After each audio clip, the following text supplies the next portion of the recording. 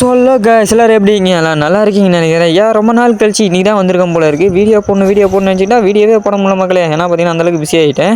Accept பார்த்தீங்கன்னா நம்ம இன்றைக்கி நருட்டோ ஈவெண்ட்ஸ்லாம் ஸ்டார்ட் ஆகிடுச்சுல. நருட்டோ ஈவெண்ட்ஸில் ஸ்டார்ட் ஆகணும் பார்த்தீங்கன்னா லீஃப் வில்லேஜ் தான் போக போகிறோம். லீஃப் வில்லேஜுக்கு போய் அப்டேட் ஆகிட்டுனா டேரெக்டாக போய் பறக்கலான்னு பார்த்தா பறந்துட்டேன்.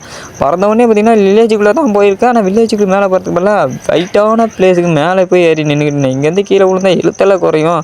சரி என்ன பண்ணுறதுன்னு சொல்லிட்டு கீழே குதிச்சிட்டேன். கீழே குதிச்ச உடனே பார்த்தீங்கன்னா இங்கே ஒரு ஸ்க்ரால் இருந்துச்சு. ஸ்க்ரால் ஓப்பன் பண்ணி பார்த்தீங்கன்னா காமாகிச்சி கொஞ்சம் லூட் கொடுன்னு சொல்லிட்டு லூட்டை பார்த்தீங்கன்னா அள்ளிட்டு வந்துட்டேன்.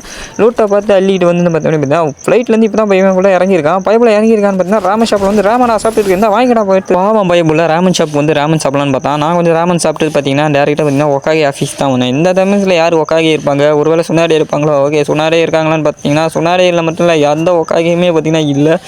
லீஃப் வில்லேஜுக்கு ஒக்காகி இல்லைன்னா எவ்வளோ பெரிய பிரச்சனை தெரியுமா? நான் ஒக்காகியாக இருக்க முடியுமா? உட்காந்து சேரில் உட்கார முடியுமா? உட்காந்துட்டேன் நான் தானே இனிமேல் ஒக்காகி.